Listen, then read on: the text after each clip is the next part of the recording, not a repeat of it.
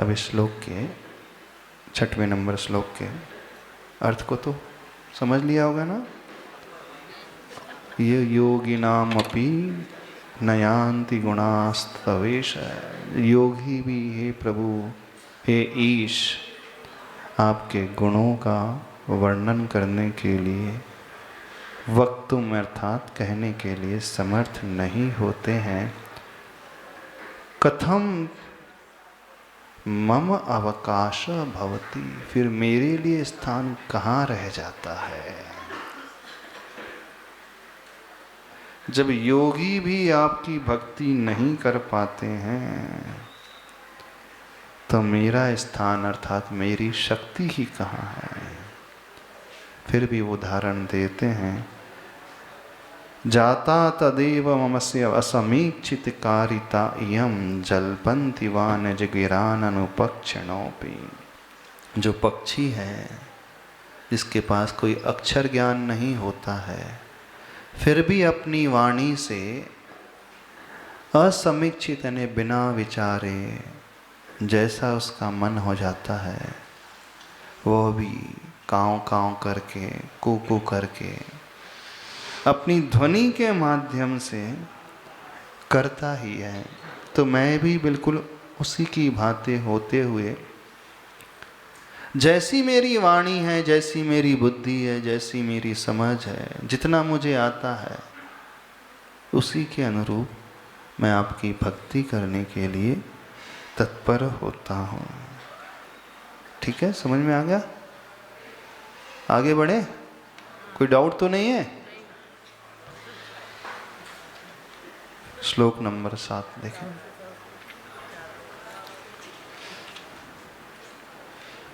आस्तामचिन्त्य महिमा जिन संस्तवस्ते,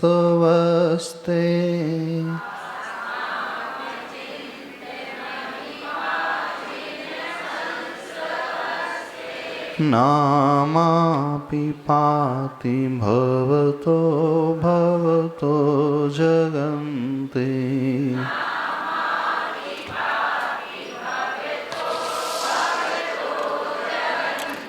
तीव्रातपोपहत पान्थ जनानि निधागे।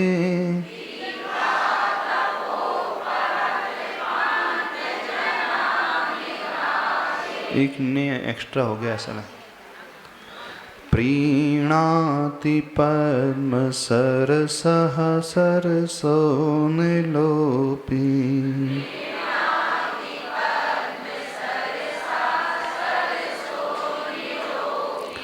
पूरा श्लोक पढ़े। आस्तामचिन्त महिमा जिन संस्तवस्ते, नामापि पाति भवतो भवतो जगन्ति। तीव्रातपोपहत पान्थ जनानि नाघि। प्रीणाति पद्म सरसः सरसो निलोपी। तीसरी पंक्ति में पांथ जनान आना चाहिए, ने नहीं है, वरना हलंत होना चाहिए, क्योंकि 14 अक्षर होते हैं प्रत्येक चरण में। आप अक्षर की गिनती करें तो कितने अक्षर हो रहे हैं? 4, 7, 9, 11। हाँ, तो वो ने नहीं है, वो जनान होना चाहिए, न हलंत कर दें।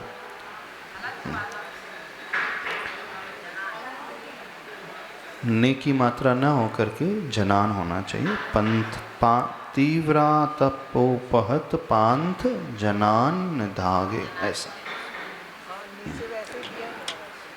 ये श्लोक बड़ा ही अच्छा है।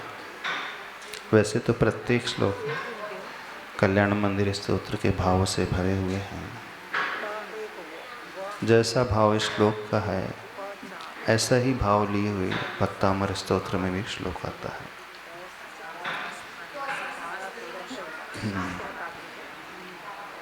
हम अपने पापों को नष्ट करना चाहते हैं, आत्मा का कल्याण करना चाहते हैं, कितने सारे स्तोत्र पढ़ना पड़ेगा हमें। कितने सारे गुणों को याद करना पड़ेगा हमें, बताइए। पूरे पूरे गुण, अनंत गुण। पूरा कल्याण मंदिर पढ़ना पड़ेगा, पार्श्वनाथ भगवान की स्तुति करना है और अपने पापों को नष्ट करना है, आत्मा को पवित्र बनाना है। तो बताइए, आचार्य भगवान कह रहे हैं कोई आवश्यकता नहीं पूरे स्तोत्र की, सिर्फ नाम ही काफी है।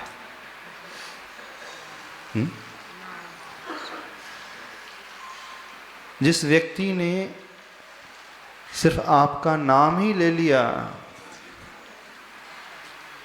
पूरा नरेंद्रम फणींद्रम गणेंद्रम क्या पढ़ते हैं आदि, समझो भी यार, कोई आवश्यकता नहीं है। पूरा कल्याण मंदिर मुदारम अवध भेदी, ये भी आवश्यकता नहीं है। पार्श्वनाथ भगवान की इतना बोल दिया यदि जिसने, तो भी कल्याण हो जाएगा। हो सकता है कि नहीं हो सकता? शिवभूति मुनि महाराज ने कितना कहा था? शिवभूति मुनि महाराज को कितना ज्ञान था, बताइए। कितने शास्त्र का ज्ञान था? शास्त्रों का ज्ञान तो बहुत दूर, उन्हें तो नमोकार मंत्र भी याद नहीं था। किसकी बात कर रहे हैं? शिवभूति मुनि महाराज की। सुनिए कथा, नहीं सुनी? अरे तुष्मास भिन्नम, ऐसे मुनि महाराज थे, ऐसे मुनिराज, उनके गुरु उन्हें पढ़ाते थे, लेकिन सुनते तो थे, एक शब्द भी याद नहीं रख पाते थे। यहां तक कि नमोकार मंत्र पूरा याद नहीं था। नमोकार मंत्र सबको आता है? आप लोगों को यहाँ पे कितनों को याद है नमोकार मंत्र? सबको याद है? तो आप सभी लोग शिवभूति मुनि महाराज से ज्यादा ज्ञानी हैं। अरे ज्ञानी नहीं है ज्यादा? उन शिवभूति मुनि महाराज को नमोकार मंत्र भी याद नहीं रहता था, और आप लोगों को चत्तारी दंडक भी याद है ना? चत्तारी मंगलम किस किसको याद है? नमोकार मंत्र से लेकर चत्तारी दंडक का पूरा पाठ कर देंगे। चत्तारी मंगलम, अरियंता मंगलम, सिद्धा मंगलम, 105 नमो यारो भी याद होगा। एक श्लोक भी याद है आप लोगों को? क्या क्या कहते हो? नमो अरियंताणम पूरा याद हो गया, फिर 105 नमो यारो याद है, फिर चत्तारी दंडक पूरा, चत्तारी मंगलम, चत्तारी उत्तमा, चत्तारी लोगोत्तमा, फिर चत्तारी शरणम पवोजामी। तो आप लोगों का ज्ञान शिवभूति मुनि महाराज से ज्यादा है कि नहीं? क्यों नहीं है ज्यादा? ज्यादा हुआ कि नहीं हुआ? अरे जिन्हें नमोकार मंत्र भी नहीं आता था, आपको दंडक भी आ रहा पूरा, और 24 भगवान के नाम भी बता देंगे कई लोग यहाँ पे। 24 तीर्थंकर भगवान के नाम किस किस को याद है? चिन्ह सहित नहीं बोल रहे, बिना चिन्ह सहित, बिना चिन्ह के शायद सबको याद होगा। ऋषभ, अजित, संभव, अभिनंदन, इतना तो याद होगा ना? पहले ऋषभनाथ, दूसरे अजितनाथ, तीसरे संभवनाथ। शायद 24 तीर्थंकर के नाम सबको याद होंगे। कोई ऐसा जिसे याद नहीं 24 तीर्थंकर के नाम? यानी सबको याद है। तो आप शिवभूति मुनि महाराज से ज्यादा ज्ञानी हैं। क्यों नहीं है ज्ञानी? क्यों ज्ञानी नहीं है आप? हो सकता है आपको कोई स्तुति भी याद होगी, है ना? प्रभु पतित पावन, मैं पावन, किनको याद है? अरे कितना सारा आता है आप लोगों को। प्रभु पतित पावन भी आता है, नमोकार मंत्र भी आता है, 105 भी आता है, चत्तारी दंडक भी आता है, 24 तीर्थंकर भगवान के नाम आते हैं। यानी सिर्फ आप द्वादशांग के पाठी होने के लिए हैं, बस पहुंचने वाले हैं, सीधे द्वादशांग के पाठी हो ही जाओगे। गजब की बुद्धि आपकी, गजब का क्षम आपका। असली चीज तो याद ही नहीं है ना। असली चीज याद नहीं है? नमोस्तु महाराज जी। महाराज जी, तुष्मास भिन्नम, जो असली चीज है वो उन्हें अच्छे से आती थी, हमें तो वो याद ही नहीं है। हम लोग उसकी तरफ आपने बता तो दिया तुष्मास भिन्नम, तो आपको याद है तभी तो बताया आपने। नहीं, उन्होंने अपने जीवन में उतारा था, हमने अपने जीवन में कहाँ यहाँ उतारा? कहा जा रहा है, हे प्रभु आपका नमस्ते। नाम मात्र ही पाप के नाश करने वाला है, पर कैसे नाम लेना? कैसे नाम लेना? बड़ी गजब की कथा आती शिवभूति मुनि महाराज की, बड़ी गजब की। गुरु सिखा सिखा कर परेशान, आज पढ़ाते हैं, कुछ भी पल्ले नहीं पड़ता। गुरु सोचते किसी तरह तो इसे समझ में आ जाए, कुछ याद हो जाए। कोई मंत्र याद नहीं, कोई नाम याद नहीं, कोई श्लोक याद नहीं, यहाँ तक कि उन्हें अपना प्रतिक्रमण भी नहीं करना आता था। यहाँ तक कि 28 मूल गुण कौन से होते उनके भी नाम नहीं पता थे मुनि महाराज। कौन कौन से 5 महाव्रत होते ये भी नहीं पता था। क्या सुन रहे हो? ये नहीं पता था। बस उन्हें ये पता था जो गुरु कह रहे हैं मुझे वो करना है। बस जैसे जैसे गुरु करते हैं वैसे वैसे मुझे करना है। गुरु महाराज प्रतिक्रमण पढ़ते थे, वो बाजू में बैठ जाते थे। गुरु महाराज कब हाथ जोड़ते थे वो हाथ जोड़ लेते थे अपने गुरु को देख करके। कब गर्दन झुकाते थे वो भी गर्दन झुका लेते थे। बस वो गुरु महाराज को देखते जाते, वो क्या कर रहे हैं, कैसा कर रहे हैं, बस इतना ही पता था। गुरु महाराज ने कहा आहार करने जाना तो देख करके करना, बाल आदि आ जाते छोड़ देना, बस इतना करके आ जाते थे। भगवान के दर्शन करने आए, बैठ के नमोस्तु तो कर लेते, लेकिन पढ़ना क्या पता नहीं, पढ़ना क्या। हाँ भगवान का नाम ले लिए, हो गया, इस तरह है। कोई सहस्र नाम स्तोत्र नहीं, कोई स्वयंभू स्तोत्र नहीं, कोई प्रभु पतित पावन याद नहीं, कुछ भी याद नहीं, बस इतना करके चले आते। गुरु महाराज कहते कैसे कल्याण होगा। बड़ी करुणा करके शिष्य को एक मंत्र दे देते, ठीक है ऐसा करना, तुम्हें कुछ याद नहीं हो रहा चल जाएगा शास्त्र का, पर एक मंत्र समझ लो। ये कौन सा? मारुष मातुष।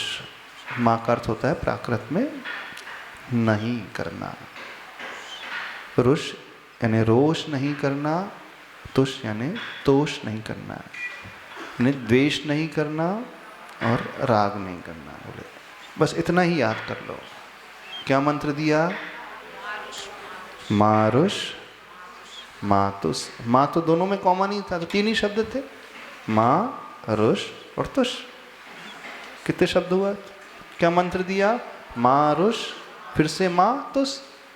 माँ से मतलब मदर नहीं, माँ नहीं, माँ यानी निषेध, मत करो। तो दोष नहीं करो, रोष नहीं करो और तोष नहीं करो, राग नहीं करो और द्वेष नहीं करो। बस इसे ही कहते चलना है और कुछ नहीं करना। शिवभूति मुनि महाराज अच्छे से याद करने लगे, मारुष मातुष मारुष मातुष। तो आहार के लिए निकले, आहार का समय आया, लेकिन मनी मन उनका चिंतन चल रहा था मारुष। थोड़ी देर क्या होती है, थोड़ी देर बाद वो भूल जाते। क्या कहा था गुरु महाराज ने, कुछ याद ही नहीं आ रहा। तो नगर से निकल रहे थे, देखते क्या है, झोपड़ी के बाहर दहलान में एक बूढ़ी माँ उड़द की दाल जो है फटकारते रहती सूपे से। तो जैसे ही उस दाल को देखते हैं, हाँ याद आ जाता है, बोले गुरु महाराज ने यही तो मंत्र बताया था।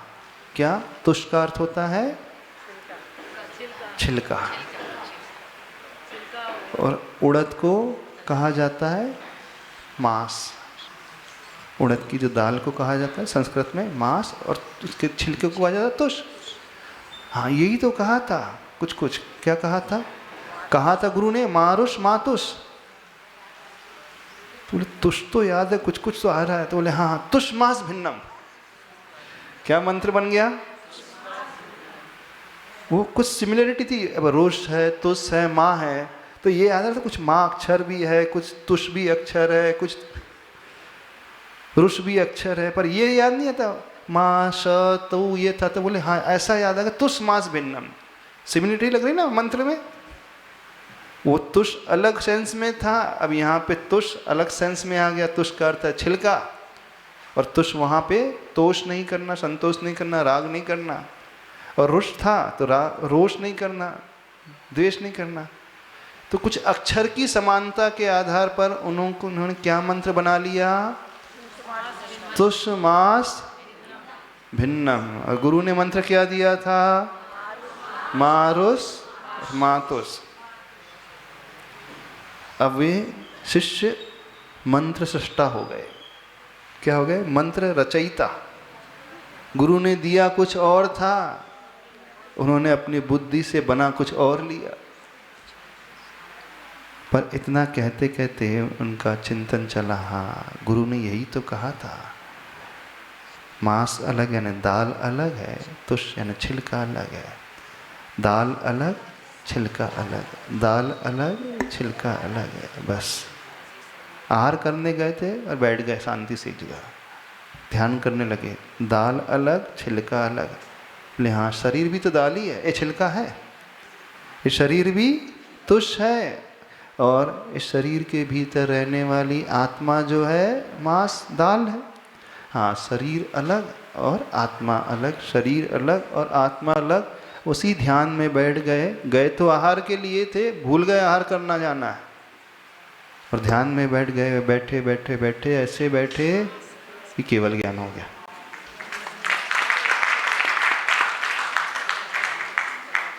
कौन से ध्यान से केवल ज्ञान हुआ? कौन से मंत्र से? नमो अरियंताणम से नहीं हुआ। जो मंत्र गुरु ने दिया था उस मंत्र से भी नहीं हुआ। गुरु ने मंत्र दिया था मारुस मातुस, और इनका मंत्र हो गया तुष्मास भिन्नम। तो जो गुरु ने दिया था उससे नहीं हुआ, जो उनके हृदय से निकला था उससे हो गया।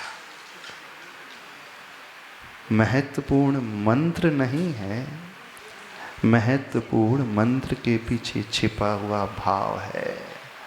मंत्र तो शब्दात्मक होता है, जड़ है मंत्र, पुद्गल है, लेकिन मंत्र की आत्मा उसका भाव है।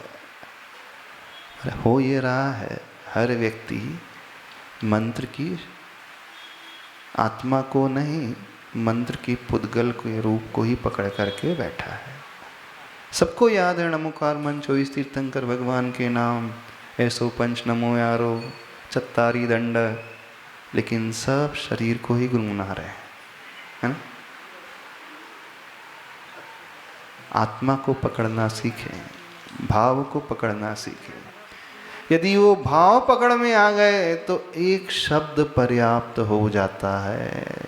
मारुष मातुष भूल करके तुष्मास भिन्नम आ गया तो पर्याप्त हो गया, और उसी से केवल ज्ञान हो गया।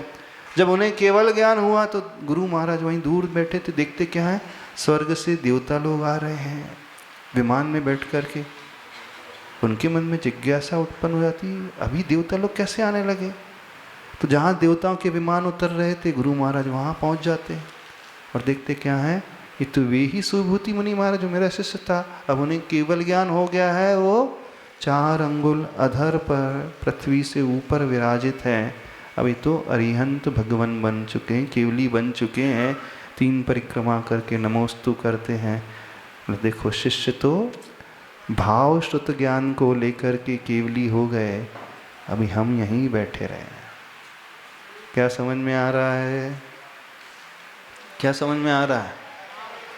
आप लोगों की भक्ति कैसी है? भक्ति उस भाव वाली होनी चाहिए। तो एक शब्द भी पर्याप्त हो जाएगा, पार्शनाथ भगवान। बस कोई है भगवान, आपका एक शब्द भी ले ले, आपका नाम भी ले ले, तो नाम समस्त पापों का नाशक हो सकता है और हो जाता है। उसके लिए कोई आवश्यक नहीं कि पूरा स्तोत्र पढ़ना पड़े। आप क्या पढ़ते हो? इसमें से कई लोग खुरापाती दिमाग के निकलेंगे, हाँ महाराज जी इसका हम कुछ ज़्यादा पढ़ते नहीं है, हम तो बस हाँ भगवान की जो होता पढ़ करके आ जाते हैं। कई लोग ऐसे निकलेंगे इसमें से, बोले हम ज़्यादा अच्छे हैं, हमें कुछ नहीं आता, जिन्हें आता है ना वो ज़्यादा बेकार है। इसका अर्थ ऐसा नहीं लगाना। जिन्हें कुछ नहीं आता है तो भाव तो आना चाहिए। तो हम कुल मिलाकर के उस प्रकार के भावों को पैदा करना सीखें जिससे हमारे पापों का क्षय हो। चलो उसके अर्थ को देख लो। आस्ताम अचिंत महिमा जिन संस्त वहते। अब यहाँ कौन से संबोधन का प्रयोग कर रहे हैं आचार्य भगवान? श्लोक में क्या लिखा है? जिन। जिन का अर्थ क्या होता है? सभी जानते हैं? सभी लोग जानते हैं जिन का अर्थ क्या होता है? आप लोग कौन है? जैन हो कि नहीं हो? तो जैन कैसे बना है शब्द? जिन से ही जैन बना है। जो जिनको मानते हैं वे जैन होते हैं। तो आप लोग जैन हो ना? जिनको मानते हो? जिनका अर्थ क्या हुआ? जो अपने इंद्रियों को जीत लेता है। कर्म रूपी अराती जयती ती जिनः। कर्मारातीन जयती ती जिनः। कर्म रूपी शत्रु को जीतने वाला, इंद्रियों को जीतने वाला। तो आपने भी कुछ जीता है कि नहीं जीता है? अब चूंकि आप जीतने वालों को पूज रहे हो, मान रहे हो, तो आपने भी कुछ जीत लिया होगा कि नहीं? क्या जीता है?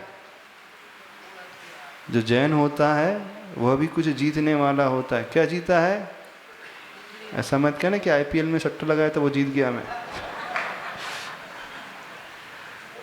कोई भरोसा नहीं आप लोगों का, कभी भी कुछ भी कह सकते हैं, क्योंकि जो जो करता है उससे वही वही दिखता है। तो जुआरी है ना, वो मंदिर में भी आ जाएगा तो उसे वही दिखेगा। एक बड़ा रोचक प्रसंग है, सुना दे। महाराज जी ने सुनाया था कुछ वर्ष सुधा सागर में। वो बोल रहे थे मेरे एक जगह चातुर्मास हुआ, तो जब चतुर्मास में प्रवचन शुरू होते थे, एक श्रावक सबसे आगे बैठ जाता था, सबसे पहले आकर के बैठता था। प्रवचन का समय 8 बजे, तो वो 7:45 बजे से आकर के बैठ जाता था। आप जैसा नहीं था।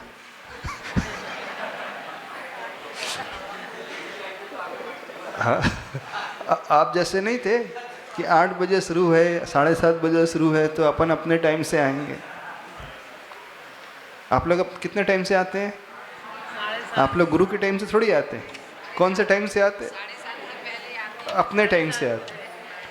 नहीं, कोई विनय नहीं सीखी अभी, कोई समझ में नहीं आई विनय की बात। नहीं, जिस टाइम पे जो करना है आप वही करोगे। कोई कितना भी समझा ले, ठाकुर की जवान जो ठहरी, हम नहीं बदलेंगे। महाराज जी आप कितना भी समझाते रहो, हम पर कोई असर नहीं पड़ता। जो हमने ठान लिया सो ठान लिया। ठीक है ना? ये नहीं है ठीक? जब हमने निश्चय कर लिया तो कर लिया। हमें जो करना है, जब करना है, जैसा करना है, जितना करना है, हम उतना ही करेंगे, उसी समय करेंगे। न उससे पहले, न उससे बाद में, न उससे कम, न उससे अधिक। लेकिन वो श्रावक गजब का श्रावक 8 बजे का समय और 7:45 बजे से आकर के बैठ जाए। जब प्रवचन शुरू हो तो बड़े ध्यान से सब कुछ भूल करके ऐसे ऐसे बड़े ध्यान पूर्वक, पलक भी न झपके, एक एक शब्द ध्यान से सुने। जब भी कुछ कहे और गर्दन और वो हिलाए, हाँ हाँ पूरा समझ में आ रहा है। होता है ना, जब आपको समझ में आता है तो कैसी गर्दन हिलती? हाँ सही कह रहे हैं, सही बात आ रही। तो बोले अन्य जो श्रावक बैठते थे वो बीच बीच में बातें भी कर लेते थे, जैसे आप लोग हैं। बीच बीच में अपनी घर गृहस्थी की बातें भी, इधर उधर की बातें भी। लेकिन मजाल है कि अड़ोस पड़ोस में किसी को देख भी ले, किसी से बात करना तो दूर, कौन आकर के बैठ रहा है, कौन क्या कर रहा है, उसका ध्यान उस ओर भी नहीं जाता था, बात तो बहुत दूर। श्रोता यदि हो तो उस जैसा हो। वैसे ऐसे श्रोता बहुत कम मिलते हैं जो ध्यान पूर्वक बिना डिस्ट्रैक्शन के सुने। प्रतिदिन उसका रूटीन था, सुनता था। 1 हफ्ते हो गया, लगातार 8 दिन हो गए, 10 दिन हो गए। जब प्रवचन समाप्त हो गए, प्रवचन के बाद आकर के नमोस्तु करता है और कहता है, महाराज श्री आपसे कुछ पूछना है। महाराज जी सोचा कोई तत्व जिज्ञासा लेकर के आया होगा। बोले 10 दिन हो गए, मैं बहुत गौर से आपके पीछे प्रवचन सुन रहा हूँ, आपने इन 10 दिनों में कुछ ऐसा कुछ बोला ही नहीं। क्या नहीं बोला? प्रवचन कर रहा हूँ, तत्व की बात कर रहा हूँ, दर्शन की बात कर रहा हूँ, नहीं, आपके प्रवचन में कोई अंक तो आ ही नहीं रहा। अंक नहीं आ रहा? बोले जब मैं 12 दिन पहले आया था, आपके मुख से 7 तत्व निकले थे। हाँ, 7 तत्व के बारे में प्रवचन तो दिया। सबसे पहले आपके मुख से 7 डिजिट निकली थी, 7 नंबर निकला था। जब मैंने 7 सुना तो मैं जाकर किसी 7 नंबर पे लगा दिया सट्टा, और वो उस दिन ऐसा खुला, उस दिन जो कमाई हुई इसके बाद अभी तक नहीं हुई। तो मैं ध्यान से सुन रहा हूँ, कोई डिजिट निकले, कोई नंबर निकले आपके मुख से, पर 10 दिन हो गए कोई नंबर ही नहीं निकल रहा।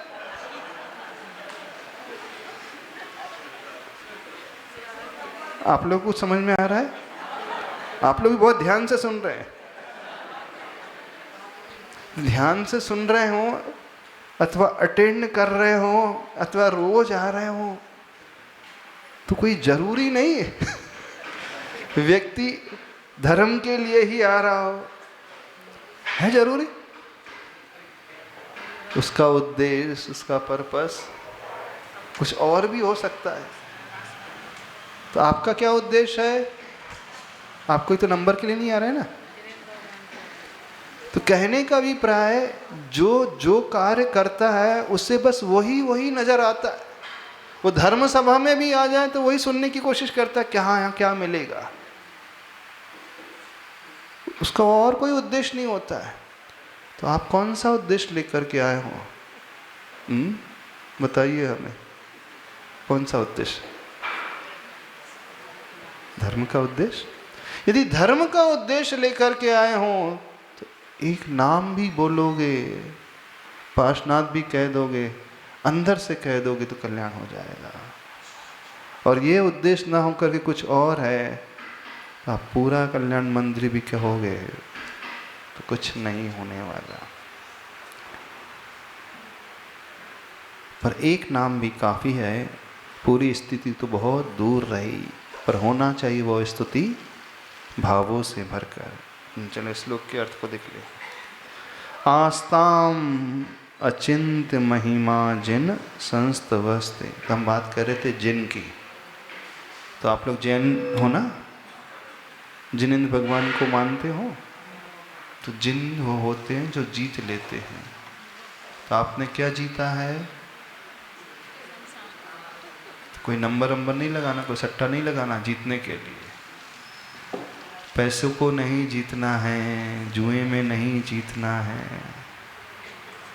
किसे जीतना है?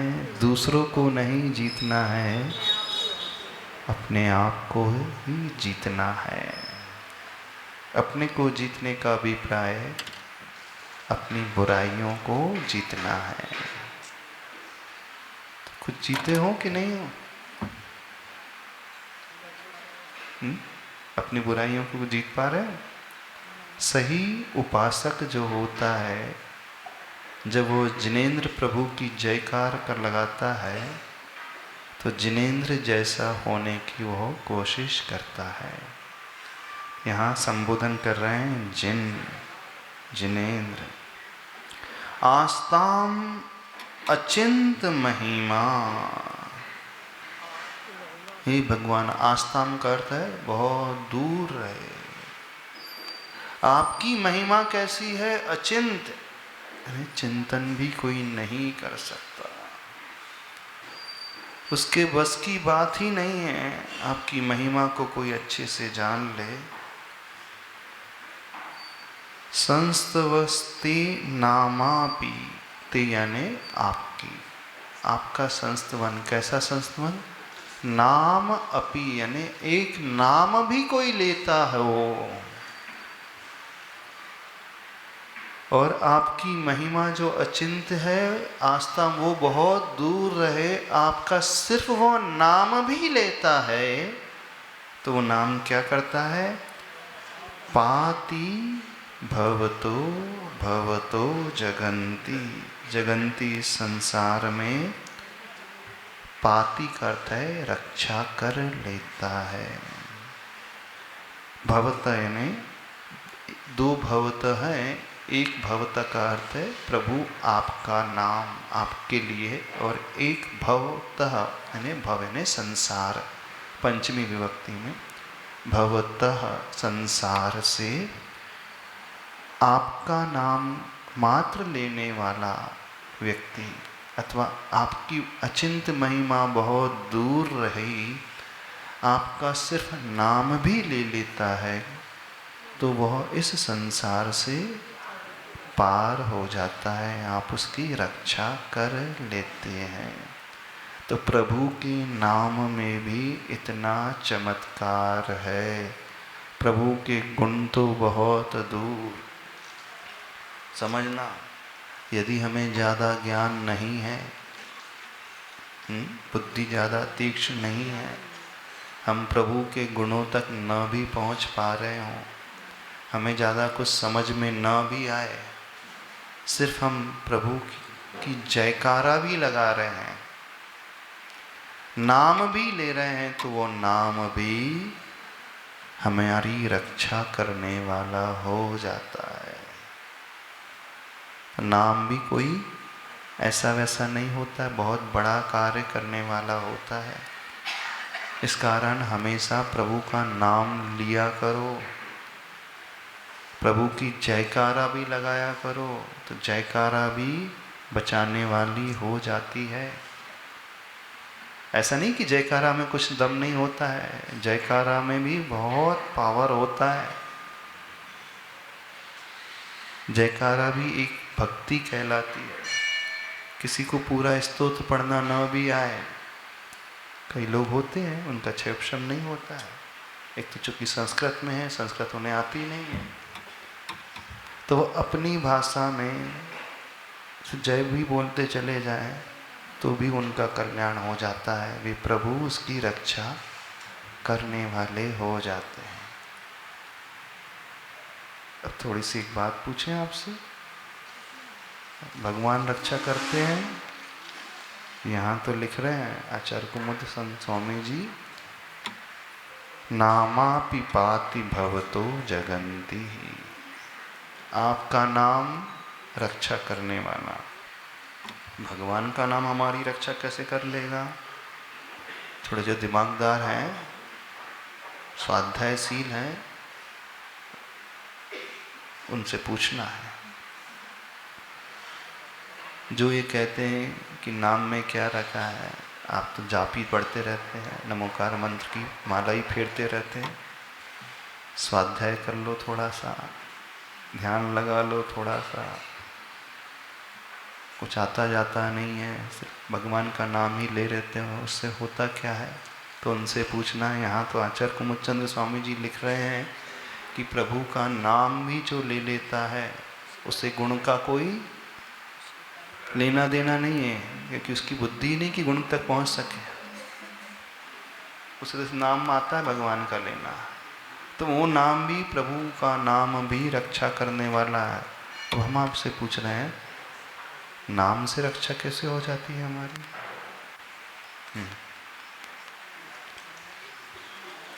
कैसे हो जाती है?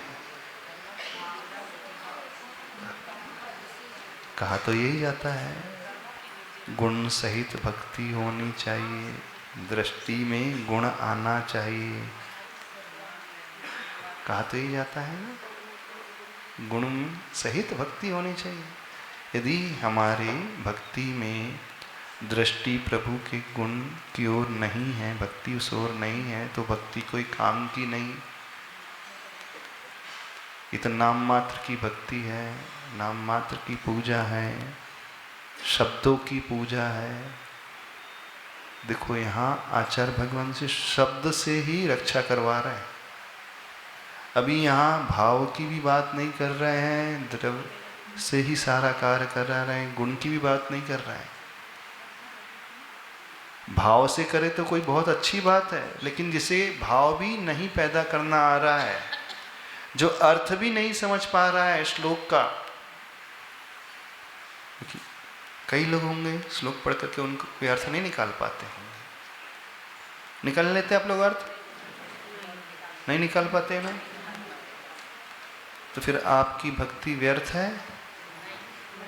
आचार्य भगवान तो कह रहे हैं पूरा श्लोक बहुत दूर रहे, पूरे गुण बहुत दूर रहे, आपकी महिमा बहुत दूर रही है, आपका सिर्फ नाम लेने वाला हो कोई, और वो नाम भी रक्षा करने वाला हो जाता है। कैसे हो जाता है? नाम तो भी बहुत दूर रहे। एक सत्य घटना बताते हैं। जब भुज में भूकंप आया था, भुज में आया था गुजरात में, कब आया था? बहुत साल हो गए, 15 2000 में 25 साल हो गए। बहुत सारे घर ढह गए थे, बिल्डिंग ढह गई थी। एक व्यक्ति के पूजा के रूम में आचार्य श्री की फोटो लगी थी। जहां आचार्य भगवान की फोटो लगी थी उस जगह कुछ नहीं हुआ, और उस कमरे को छोड़ करके बहुत कुछ हो गया। बताना, सुनना ध्यान से। वो व्यक्ति आचार्य श्री को बहुत मानता था, उसकी श्रद्धा बहुत थी आचार्य श्री के प्रति। तो अपने घर में, अपने पूजा कक्ष में उसने आचार्य श्री की फोटो लगा करके रखा था। अब वो भी बहुत बड़ा भूकंप आया था, 7+ था रिक्टर स्केल में, कुछ बहुत तबाही हुई थी, जान माल की हानि हुई थी। आसपास जितने भी घर थे बहुत सारे ढह गए थे भूकंप के प्रभाव से। लेकिन एक विशेष बात, जहां गुरुदेव की फोटो लगी थी उस क्षेत्र को कुछ भी नहीं हुआ। अब तो यहां नाम भी नहीं लिया उसने। वो फोटो मात्र रहने से उस क्षेत्र की रक्षा हो जाती है। वो जड़ चित्र है, चित्र में तो चेतनता नहीं है। बस अभी वहां कोई व्यक्ति भी नहीं था, पर श्रद्धा से उसने गुरुवर की फोटो लगाया था। श्रद्धा से वो वहां बैठ कर के गुरु का ध्यान करता था। श्रद्धा से वो वहां बैठ कर के गुरु का नाम लेता था। तो वो नाम लेने से, चित्र लगे रहने से वहाँ की वाइब्रेशन इतनी पावरफुल हो गई थी कि चारों तरफ भूकंप का माहौल था, लेकिन उस पावरफुल वाइब्रेशन ने उस क्षेत्र को अपने आप सुरक्षित कर लिया।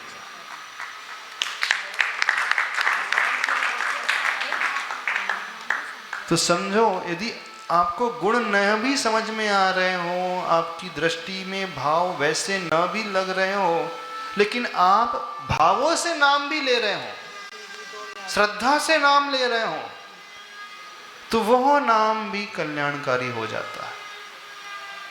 आपको और कुछ नहीं आ रहा है, बस हमें तो पार्श्वनाथ भगवान का नाम आता है, बाकी और कुछ भी नहीं समझता है। अब पूरा स्तोत्र पढ़ना आता है और भाव तो, मन तो उसमें लगता ही नहीं है। हमारा मन तो बस पार्श्वनाथ भगवान की जय, पार्श्वनाथ भगवान की जय, पार्श्वनाथ भगवान की जय। तो कोई ऐसा सिर्फ यही बार बार कह रहा है और ढोक दे रहा है ना, तो ये ढोक देना बार बार और पार्श्वनाथ भगवान की जय, पार्श्वनाथ भगवान की जय, वह मंत्र भी रक्षा करने वाला हो जाता है। उस महत्व की बात यहाँ पर बताई जा रही है।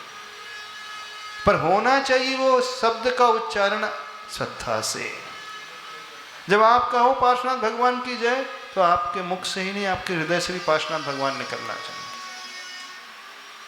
नाम मात्र आस्ताम अचिंत महिमा, आपकी अचिंत महिमा तो बहुत दूर रहे, क्योंकि महिमा प्रभु की बहुत विशाल होती है, उसका चिंतन भी हम नहीं कर पाते।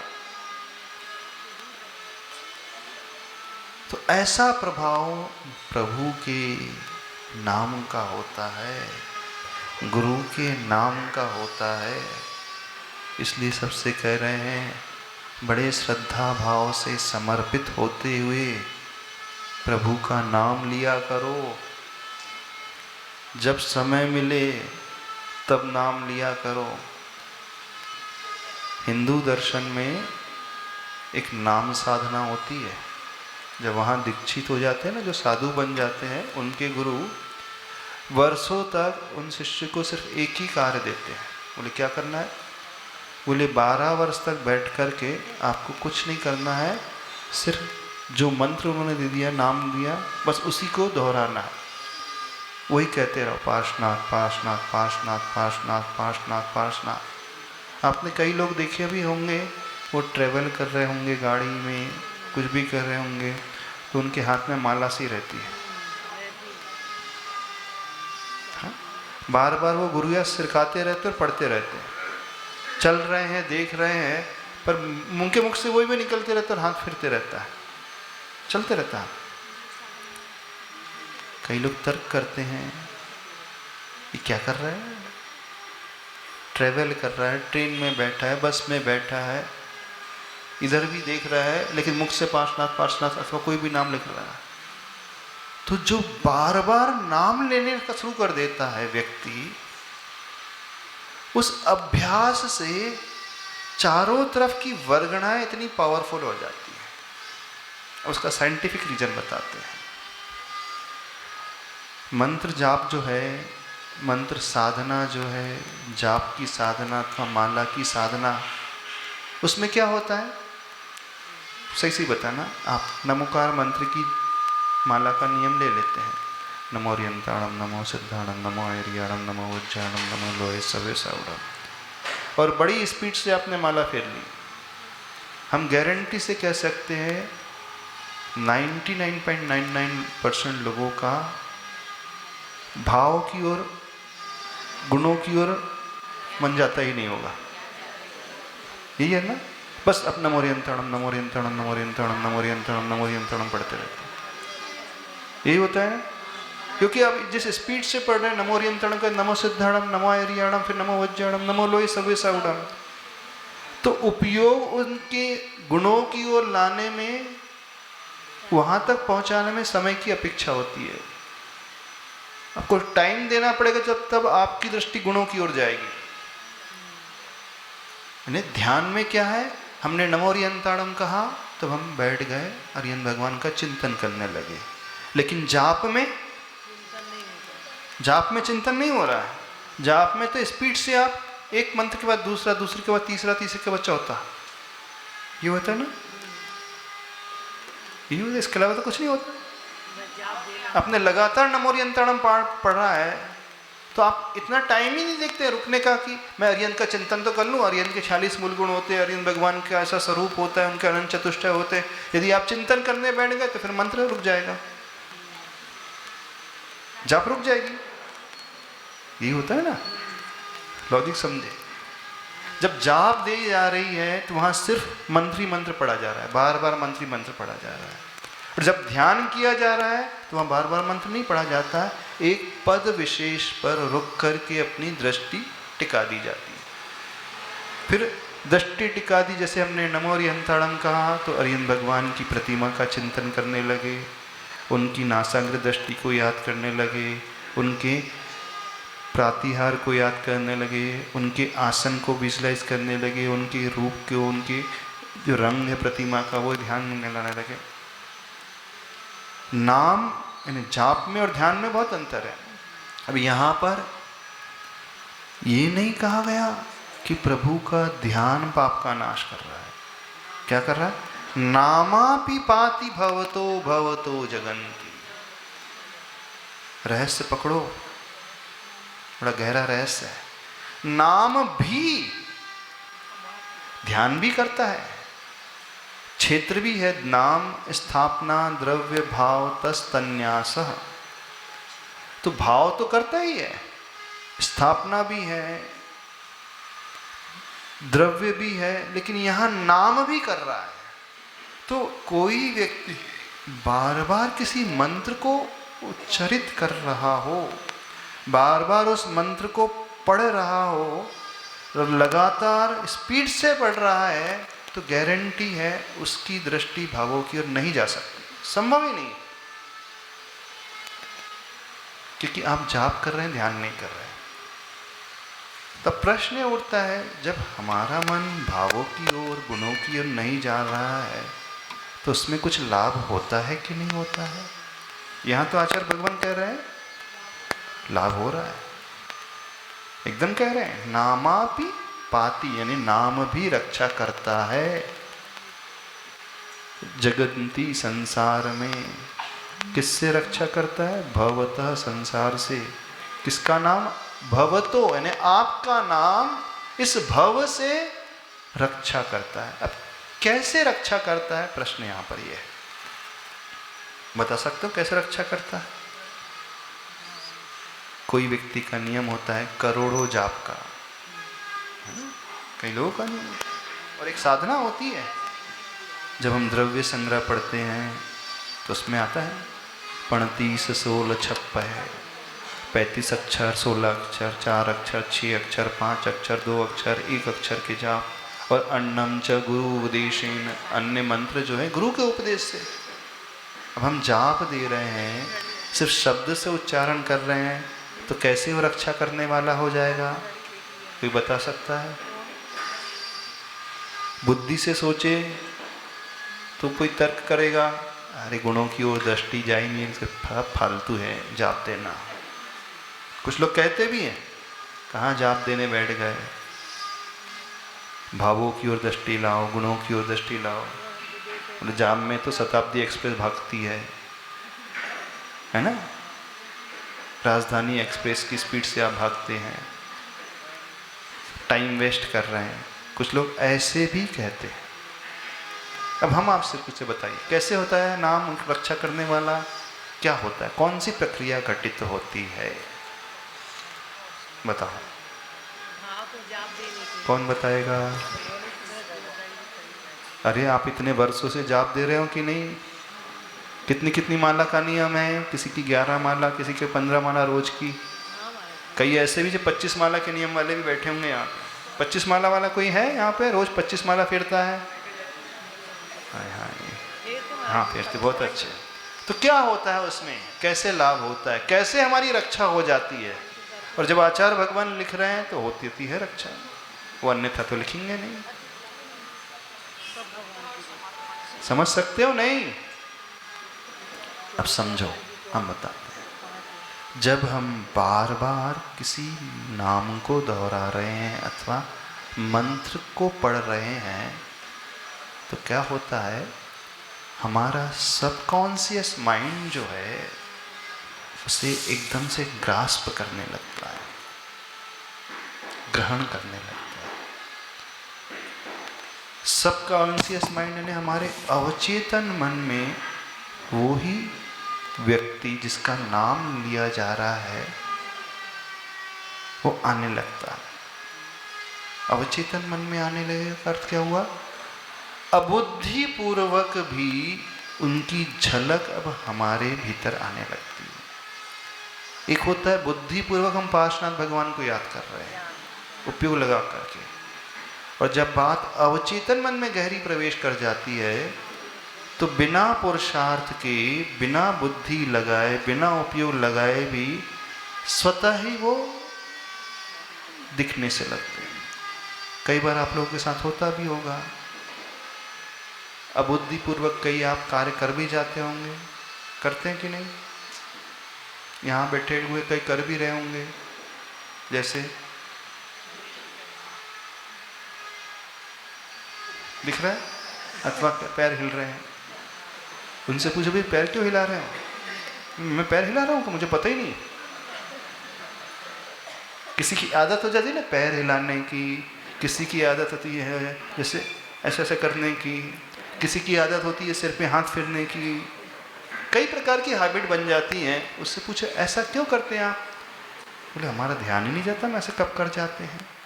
तो जो क्रिया आपकी हैबिट में आ जाती है, किसी की आदत है वो ऐसा बैठेगा, कुछ भी करे XYZ, तो वो क्रिया हो रही है अबुद्धि पूर्वक, बिना समझे अपने आप ही होने लगे। वो क्यों होती है? वो आपके अवचेतन मन में वह संस्कार बैठ चुका है।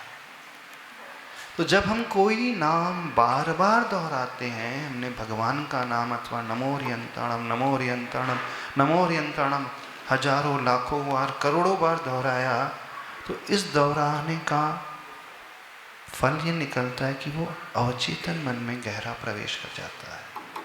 अब वो अवचेतन मन में प्रवेश कर गया तो फिर वो एकदम रिफ्लेक्ट होकर के कभी आ जाता है, पॉपअप होकर के आ जाता है। तो फिर वो हमें उस व्यक्ति तक पहुंचने के लिए एक रास्ता बना देता है कि मुझे भी वैसे कार्य करना है जैसा उस व्यक्ति ने किया, मुझे भी वैसा बनना है जैसा वो व्यक्ति बना, जैसा परिवर्तन उस व्यक्ति ने अपने मन में लाया, अपने साधना में लाया, मुझे भी वैसी ही परिवर्तनशील अपनी साधना बनाना है। यानी क्रमशः धीरे धीरे आचरण में उसकी वो क्रिया शैली आने लगती है जिसका वो नाम ले रहा है। अब हमारे आचरण में वो क्रिया शैली आने लगेगी तो फिर हम उस प्रकार से पाप की ओर नहीं बढ़ेंगे, लेकिन अच्छे कार्य की ओर स्वतः ही प्रेरित होकर के बढ़ने लगेंगे। अब कोई व्यक्ति पुण्य के कार्य, धर्म के कार्य, अच्छे कार्य स्वतः ही करने लगेगा तो उससे पाप का बंध कम होगा और पुण्य कर्म का बंध अधिक होगा, और क्रमशः धीरे धीरे धीरे धीरे वो स्टेज आएगी कि वो पापों से ऊपर उठ करके अपने आचरण को ही सुव्यवस्थित बना लेगा। अब आप तुरंत तर्क करोगे, देखो हम आपकी तरफ से कह रहे हैं, महाराज जी हम तो लाखों बार जाप देते हैं पर हमारे जीवन में वैसा परिवर्तन तो नहीं आया। अथवा सामने वाला तर्क करेगा, हमने कई जाप देने वालों को देख लिया, माला फेरने वालों को देख लिया, वे रोज 10-10 माला फेर रहे हैं, लेकिन उनका व्यवहार, उनका स्वभाव तो वैसे ही बना है, तो क्यों परिवर्तन नहीं आया? अब उसे भी थोड़ा समझे, बड़ा साइंटिफिक तरीके से बताया है। हम यहाँ जाप भले ही हजारों बार दे रहे हैं, लेकिन साइमल्टेनियसली संसार के कार्य उससे लाख टाइम और ज़्यादा कर लेते हैं। यहाँ बैठ कर के आप जाप दे रहे हो, लेकिन जैसे ही घर जाओगे, दुकान जाओगे, अन्य क्षेत्र में जाओगे, तो आप उस नाम को बार बार याद करोगे, उस काम को बार बार याद करोगे जहाँ पर रचे पचे। तो ये नमोकार मंत्र के संस्कार थोड़े पैदा हुए, लेकिन उसके संस्कार और ज़्यादा डोमिनेट कर जाते हैं। तो वो जो हैवी हो जाता है, भारी हो जाता है, तो इसको दबा देता है, फिर व्यक्ति उसके अनुरूप चलने लगता है। हमारी बात समझ में आ रही? नहीं समझ में आ रही? तो आप किसी मंत्र विशेष को पढ़ रहे हो, प्रभु का नाम ले रहे हो, तो साथ में यह भी ध्यान रखें कि हम वहाँ की जो प्रक्रिया है उसमें थोड़ी सी कमी अवश्य लेकर के आए। ठीक है? कुछ समझ में आया? नहीं समझ में आया? तो प्रभु का नाम कभी व्यर्थ नहीं जाता है, और यदि भावों सहित लोगों तो फिर कहना ही क्या। और भाव की ओर दृष्टि नहीं भी जा रही है, द्रव्य नाम भी कल्याण करने वाला होता है। कोई डाउट तो नहीं है? हाँ हम वो भी बताएंगे, अभी आएगा आके तो बताएंगे। अभी तो जहाँ पे जो बात कही जा रही है, यहाँ तो अभी नाम की बात की जा रही है ना। आस्ताम अचिंत्य महिमा जिन संस्तवस्ति नामापि पाति भवतो भवतो जगंती। नाम भी, यहाँ पे नाम कर रहे हैं, जहाँ जिस चीज को समझाना है आचार्य भगवान उसको मुख्य करेंगे।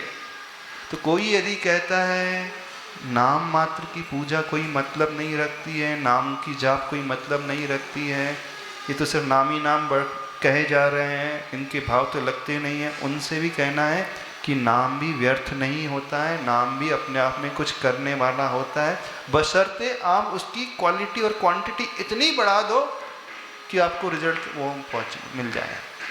होता यह है कि आप नाम के साथ, प्रभु के नाम के साथ संसार का नाम भी कई बार लेते हो ना, घर का नाम, बच्चे का नाम, दुकान का नाम, उस काम का नाम, यानी आपके मुख में वो भी कई बार आता है। तो वो संस्कार भी साथ साथ डेवलप हो रहा है, यानी एक अच्छे का संस्कार और एक बुरे का संस्कार दोनों साथ साथ बढ़ रहे हैं। तो फिर जिसकी पोटेंसी ज़्यादा होगी तो उसको डोमिनेट कर देता है, ये हो जाता है। पर ये भी है, ये व्यर्थ नहीं जा रहा है, धीरे धीरे इसको बढ़ाएंगे तो ये भी बढ़ता चला जाएगा। ठीक है, अभी इतना ही रखें। और कोई डाउट तो नहीं है? समझ में आ रहा है विषय? तो भक्ति कैसे करना समझ में आ जाएगा। इसकी एग्जाम कब लेना है? एग्जाम छोड़ दे, पूरा होने के बाद। अभी हम पढ़ के आ रहे हैं, पूरी महिमा तो बहुत दूर रही, आपका नाम भी काफी है, तो पूरा कल्याण मंदिर तो बहुत दूर रहा, 2-4 श्लोक भी काफी है। चलिए, बहुत अच्छा।